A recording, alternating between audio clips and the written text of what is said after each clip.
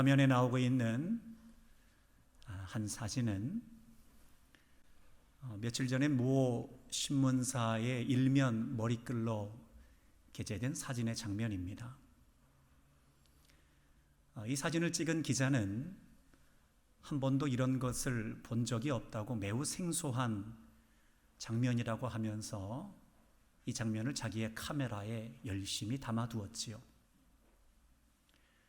사진 속에 있는 한 남자는 자기의 방한 점퍼를 벗어서 옆에 있는 사람에게 벗어주고 있습니다. 그리고 주머니에서 장갑을 꺼내서 옆에 사람에게 건네주고 있고, 그리고 자기의 지갑을 열어서 현금 일부도 옆에 사람에게 건네주고 있습니다. 잠바를 벗어준 사람은 지나가는 시민이었고, 그리고 잠바를 받아 입은 사람은 서울역에서 노숙을 하는 노숙인이었습니다. 이 장면을 보고 사진에 담은 사진 기자는 열심히 노숙인을 향해 뛰어갔지요. 그리고 물어봤습니다. 무슨 일이신가요? 그랬더니 그럽니다. 제가 너무 추워서 커피 한 잔을 사달라고 지나가는 분한테 부탁을 했더니 그분이 제 어깨를 잠시 두드리시더니 자기의 점퍼를 벗어서 저에게 벗겨주고 장갑도 벗겨주고 그리고 현금 일부를 저에게 이렇게 주고 떠났습니다. 얼마나 고맙고 감사한지 눈물이 날 지경입니다. 라고 이야기를 합니다. 기자는 그 옷을 건네준 사람이 어디 있나 싶어서 주변을 둘러봤더니 그 사람은 이미 떠나가고 없었습니다. 찾을 수가 없었지요. 우리는 지금처럼 힘들고 어려운 시대를 살아가다 보면 이렇게 가슴 따뜻한 이야기를 들으면 우리도 모르게 마음이 먹먹해지고, 그리고 우리도 모르게 마음의 감동을 받으면서 위로를 받게 됩니다. 그리고 어떤 분들은 그럽니다. 저런 사람들이 있어서 그래도 세상이 살만하구나 라고 이야기를 하지요. 또 어떤 분들은 예수님 믿는 사람들이 좀 저래야 되는데 라고 이야기를 하면서 과연 우리의 신앙이 무엇인가 하는 것을 스스로 질문을 던지기도 하지요. 자, 여러분, 그렇다면 우리의 신앙에 대해서 한번 좀 질문을 해봐야 됩니다. 여러분, 과연 우리의 신앙이 이처럼 누군가에게 감동을 전해주는 것이 우리의 신앙의 목표일까요? 그렇지 않습니다. 우리의 신앙의 목표가 누군가에게 감동을 주는 것이 우리의 신앙의 목표가 될 수는 없습니다. 단지 우리가 누군가에게 감동을 주는 것은 우리 신앙의 열매일 수는 있습니다.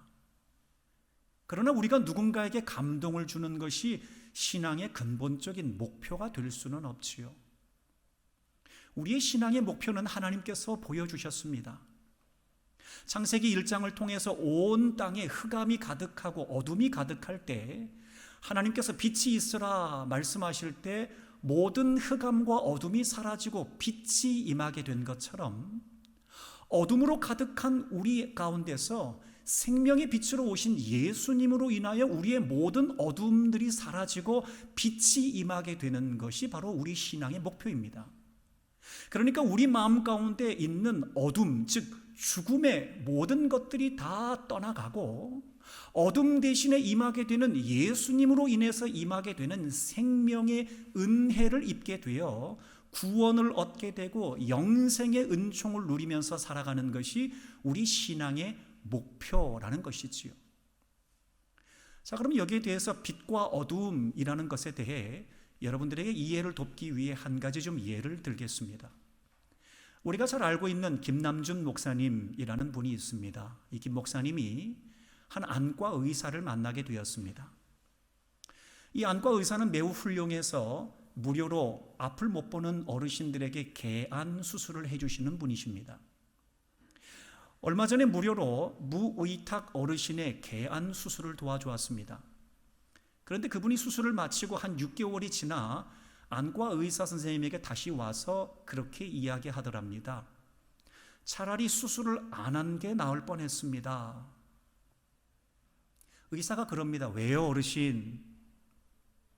내가 앞을 볼 수 없었다면 저 사람이 보지 않았을 때는 그렇게 훌륭한 사람이었는데 앞을 보고 나니 저 사람이 저렇게 형편없고 악한 사람인지 내가 이제 알았습니다.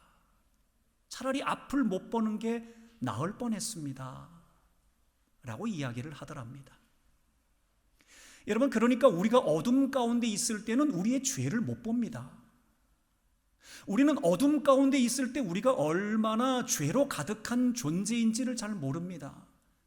그래서 어둠 가운데 있는 우리는 내가 어떠한 죄가 있는지, 어떤 어둠이 있는지, 어떤 문제가 있는지 우리 스스로는 도무지 들여다볼 수 없습니다. 그런데 빛으로 임하신 예수님의 생명의 빛으로 나를 보니 비로소 보이기 시작하는 겁니다. 내 안에 죄들이, 속속들이 보이기 시작하는 겁니다. 그러니까 예수님의 빛으로 나를 보니 오늘 본문에서 이야기하고 있는 나의 음행과 탐욕이 보이기 시작합니다. 예수님의 빛으로 나를 보기 시작하니 내 안에 나의 말과 행동으로 얼마나 많은 사람들이 상처를 받았는지 비로소 보이기 시작합니다. 예수님의 빛으로 나를 보기 시작하니 내가 얼마나 더 많은 것들을 소유하기 위해서 인생을 허비하고 있는지 보이기 시작합니다. 예수님의 빛으로 나를 보니 내 인생이 죽음으로 끝나는 것이 아니라 죽음 이후에 심판이 있다라는 것이 보이게 됩니다. 예수님의 빛으로 나를 보니 내 인생이 죽음으로 끝나는 것이 아니라 예수님 부활하신 것처럼 나도 부활하게 되겠구나라는 것이 비로소 보이게 된다라는 것입니다. 그래서 여기에 대해서 사도 베드로는 베드로전서 2장 9절의 말씀에 우리에게 이와 같이 말씀을 하고 있습니다. 함께 읽습니다. 시작. 그러나 너희는 택하신 족속이요 왕같은 제사장들이요 거룩한 나라요 그의 소유가 된 백성이니 이는 너희를 어두운 데서 불러내어 그의 기이한 빛에 들어가게 하신 이의 아름다운 덕을 선포하게 하려 하심이라. 그러니까 우리의 신앙의 목표라는 것은 우리가 어둠 가운데 있을 때는 우리가 얼마나 죄가 많은 사람인 줄 모르고 있었다가 생명의 빛이신 예수님의 빛으로 우리를 조명하여 보니 내가 얼마나 죄가 많은 사람임을 알아 잘못된 방향으로 삶을 살아가고 있다는 것이 보이게 되더라는 것이지요. 그리고 나서 나를 어둠 가운데서 멸망의 길로 가도록 내버려 두지 않고 나를 어둠에서 생명의 빛으로 인도하여 내신 하나님의 영광을 위해서 살아가는 것이 내 삶의 목표라는 것을 알게 되었다는 것입니다. 여러분, 그러기에 우리의 신앙의 목표라는 것은 나를 어둠에서 빛으로 인도해 내어 주신 하나님의 영광을 위해서 살아가는 것이 우리 신앙의 목표라는 것입니다. 자, 여러분, 그렇다면 이제 우리의 목표를 알았습니다. 우리의 목표는 하나님의 영광을 위하는 삶이 되는 것이 우리의 목표라는 걸 알았습니다. 이제 그렇다면 이 목표를 이루어 가기 위해 과정이 굉장히 중요하게 되었습니다. 그러기에 오늘 본문 말씀은 우리에게 이제 너희들 목표를 알았으니 어떠한 과정으로 신앙의 삶을 살아가겠느냐 하는 것을 우리에게 말씀하고 있다는 것이지요. 그래서 오늘 본문 8절은 우리에게 이와 같이 과정을 이야기하고 있습니다. 함께 읽습니다. 시작. 너희가 전에는 어둠이더니 이제는 주 안에서 빛이라 빛의 자녀들처럼 행하라. 그러니까 오늘 본문 말씀은 이제 우리가 하나님의 영광을 위하는 목표를 향해 달려가야 되는데 그 가운데 과정 중에 우리에게 방향이 굉장히 중요하다는 것입니다. 그러니까 우리가 빛을 향해 나아가느냐 어둠을 향해 나아가느냐 하는 방향이 매우 중요하게 되었다는 것이지요. 왜냐하면 우리가 어둠을 향해 가고 있다면 우리의 삶의 방향은 어둠을 향해 갈 수밖에 없습니다. 뿐만 아니라 우리가 빛을 향하고 있다면 우리는 우리의 삶의 방향이 빛을 향해 나아갈 수 있습니다. 그러기에 과연 여러분들이 빛을 향해 나아가고 있는지 어둠을 향해 나아가고 있는지 한번 잘 살펴보라는 것이지요. 이 방향과 관해서 여러분들이 조금 여러분의 이해를 돕기 위해 예를 몇 가지 하나 들도록 하겠습니다. 제가 이렇게 시골길을 걸어가다 보면, 아니면 모처럼 차를 타고 시골을 지나다 보면 시골길 가운데서 마을을 지나가게 됩니다. 그럼 그 마을을 지나가다가 문득 제 눈에 제일 먼저 띄는 게 무엇이냐 하면 십자가가 제일 먼저 눈에 띕니다. 교회가 제일 먼저 눈에 띕니다. 집들이 몇 채가 있든 시골길을 지나가면 제일 먼저 눈에 띄는 것은 교회가 과연 여기에 있나 하는 것입니다. 왜 제가 제 눈에 십자가, 교회밖에 보이지 않냐면 제 마음의 방향이 목회자의 방향을 갖고 있기 때문에 그렇습니다. 제 마음의 방향이 목회자의 방향을 갖고 있기 때문에 저는 시골길을 가도 교회와 십자가밖에 잘 보이지 않는 겁니다. 그런데 하나님께서 원하시는 것은 그게 아니라고 생각을 합니다. 왜냐하면 시골길을 걸어가다가 제 마음의 방향을 돌려서 저는 자연도 볼 수 있어야 됩니다. 시골길을 걸어가다가 제 마음의 방향이 마을을 향해서 마을도 볼 수 있어야 됩니다. 제 마음의 방향이 좀 돌려서 그 마을에 살고 있는 사람들이 어떠한 삶을 살고 있는지도 저는 좀 볼 수 있어야 됩니다. 왜냐하면 제가 문득 시골 마을을 지나다가 교회 십자가, 교회만 보고 있다면 제 목회와 제 설교는 굉장히 한정될 수밖에 없습니다. 그러나 제 마음의 방향을 돌려서 하나님께서 창조하신 자연도 보고 불어오는 바람도 느끼고, 그리고 그곳에 마을이 어떻게 생겼는지도 좀 보고, 그리고 그 마을 안에 살고 있는 사람들이 어떠한 마음을 안고 살아가는지도 그것을 볼 수 있어야 저는 좀 더 넓은 목회를 할 수 있게 됩니다. 그리고 저는 좀 더 넓은 말씀을 담아내는 말씀의 그릇이 될 수 있다는 것이지요. 그런데 저의 마음의 방향이 단지 보이는 그 십자가에만 한정되어 있다면 저는 하나님의 온 창조 섭리를 담아낼 만한 온전한 그릇이 될 수 없다는 것이지요. 그러기에 방향이 중요합니다. 저의 처가 식구들 보면 처 조카들이 많이 있습니다. 조카들이 할머니를 얼마나 많이 위하는지 모릅니다. 장모님을 너무나 사랑합니다. 특별히 여러 조카들이 다 할머니를 사랑하지만, 그런데 특별히 손녀 2명의 예를 좀 들고 싶습니다.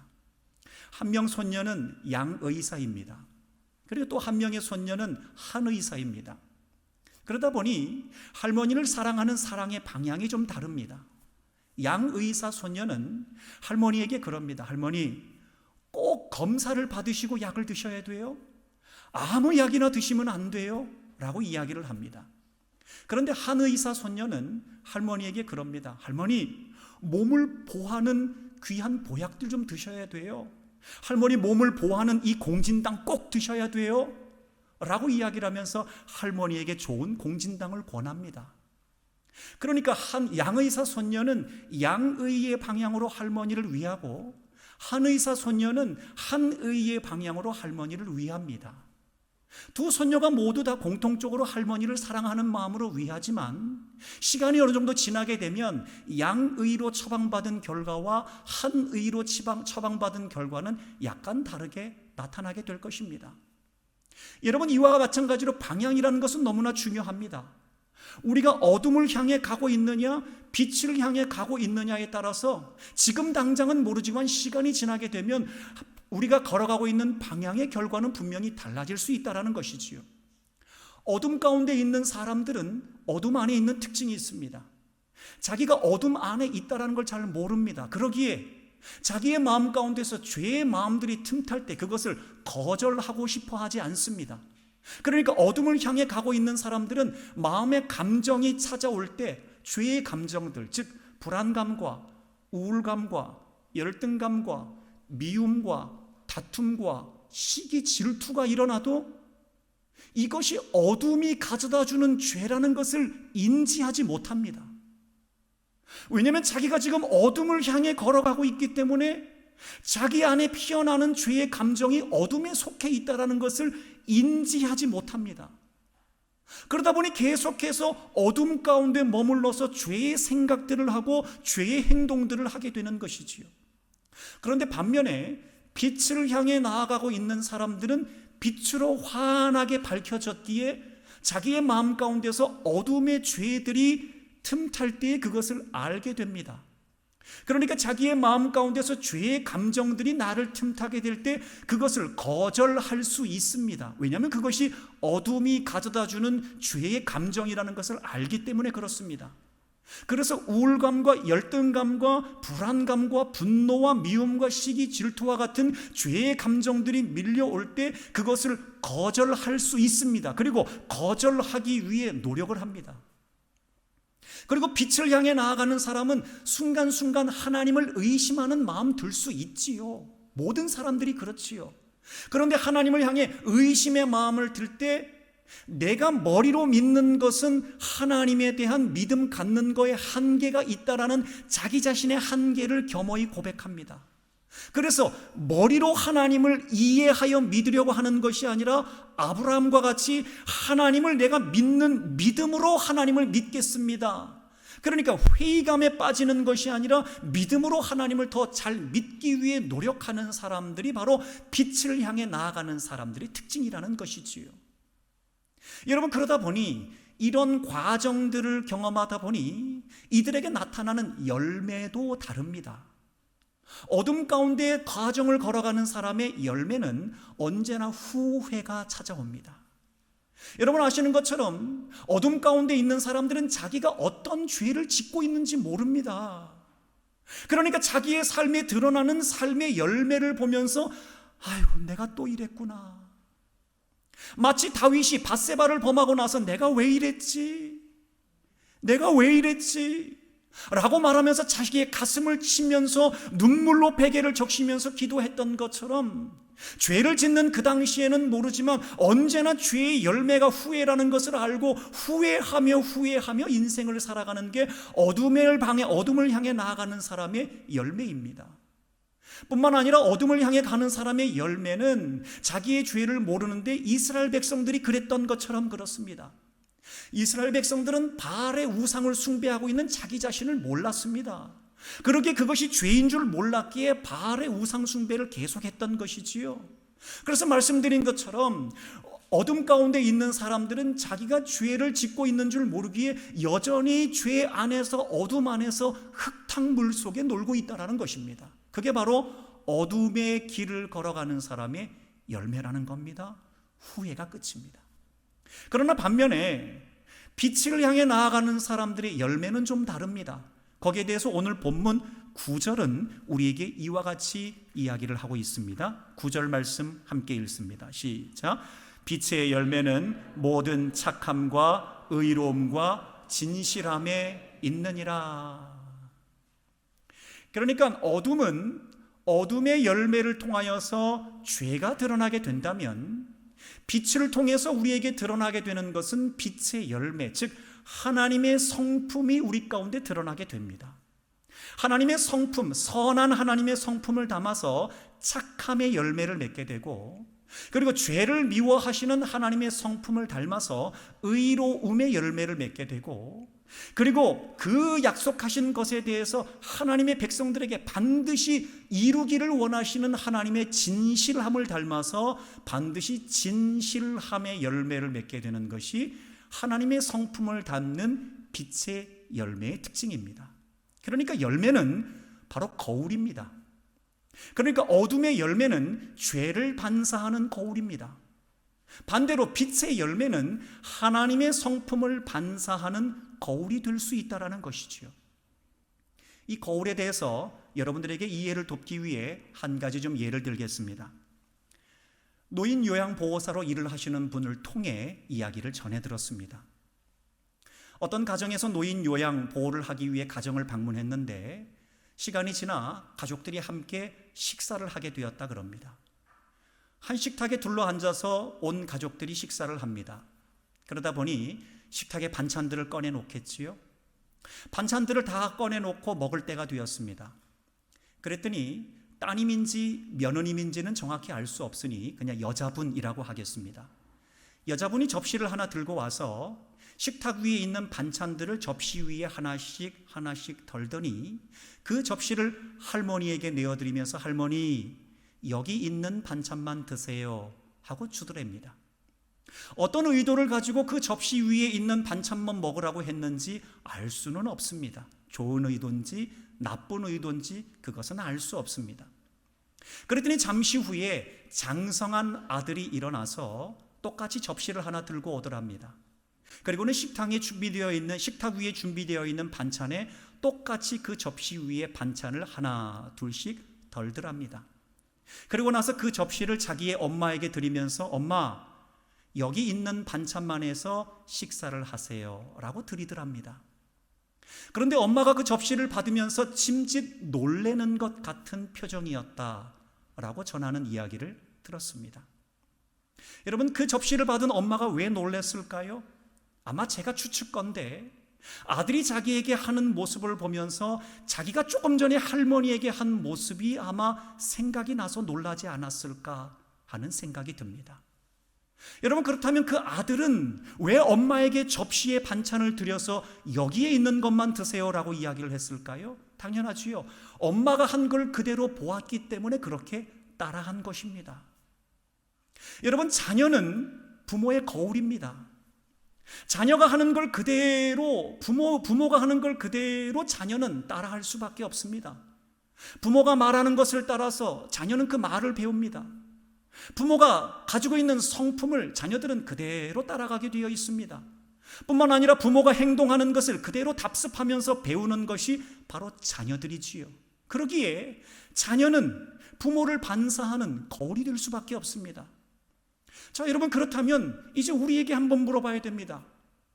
우리는 이제 신앙생활을 길게 한 분은 30년, 40년 이상 하신 분들도 있습니다. 짧게 한 분들은 1년, 5년, 10년 하신 분들도 있겠지요. 여러분, 우리는 예수님을 믿는 하나님의 자녀입니다. 그러면 우리가 과연 예수님을 믿는 하나님의 자녀, 빛된 자녀라고 한다면 우리는 하나님의 자녀 된 모습답게 아버지 되신 하나님의 성품을 반사하는 거울이 될 수 있어야 됩니다. 그러기에 우리는 아버지 되신 하나님의 성품을 닮아서 착함의 거울이 될 수 있어야 되고, 의로움을 반사하는 거울이 있어야 되고, 진실함을 반사하는 거울이 될 수 있어야 됩니다. 여러분, 그런데 과연 우리는 그런 하나님의 성품을 반사하는 거울이 되고 있습니까? 여러분, 지금 우리는 이 시대를 살아가면서 얼마나 많은 믿는 그리스도인들이 지탕의 대상이 되고 있습니까? 우리가 빛 가운데서 거하는 믿음의 자녀들이 되어야 되는데 빛 가운데 있지 않고 어둠 가운데 머물러 있기에 지탄의 대상이 되고 있는 겁니다. 우리가 빛의 열매로서 하나님의 성품을 반사해야 되는데 어둠 가운데 있기 때문에 어둠의 열매인 죄를 반사하기 때문에 지탄의 대상이 되고 있는 것이지요. 그러게 사랑하는 성도 여러분, 이제 우리는 한번 돌아봐야 됩니다. 우리의 신앙의 목표는 하나님의 영광을 위해서 살아가는 것이 우리의 신앙의 목표입니다. 그렇다면 이제 우리는 과정을 살펴봐야 됩니다. 우리가 과연 어둠을 향해 가고 있는지 아니면 빛을 향해 가고 있는지 우리의 과정을 한번 살펴봐야 됩니다. 여러분의 열매를 한번 보세요. 여러분들이 만약에 어둠을 향해 가고 있다면 여러분들은 어둠의 열매를 맺고 있습니다. 늘 후회합니다. 늘 후회합니다. 그리고 자기가 지은 죄가 어떻게 죄의 열매로 반사되고 있는지를 똑똑히 보지만 거부하려고 애를 쓰는 어둠의 열매를 맺고 있습니다. 그런데 우리가 빛의 열매로서 하나님의 성품을 반사하는 거울이 되고 있는지 우리 스스로 한번 돌아볼 수 있어야 한다는 것이지요. 사랑하는 여러분, 우리는 하나님의 자녀입니다. 우리는 어둠 가운데 속해서 죄의 열매를 반사하는 거울이 아니라 우리는 빛 가운데 속해 있어서 빛의 열매인 하나님의 성품을 반사하는 거울입니다. 그러기에 바라기는 저와 여러분이 어둠의 열매를 맺어서 여전히 죄를 반사하는 거울이 되는 것이 아니라 이제 우리가 빛 가운데 속해 있음을 알고 빛의 열매인 하나님의 성품을 반사하는 거울이 되셔서 착함에 하나님의 성품을 반사하는 거울, 의로움에 하나님의 성품을 반사하는 거울, 그리고 진실함에 하나님의 성품을 반사하는 거울이 되셔서 하나님께 영광 올려드릴 뿐만 아니라 많은 믿는 사람과 믿지 않는 사람들 가운데 감동을 주기에도 조금도 부족함이 없는 믿음의 인생길을 걸어 나아가는 저와 여러분이 되실 수 있기를 우리 주님의 이름으로 간절히 축원합니다.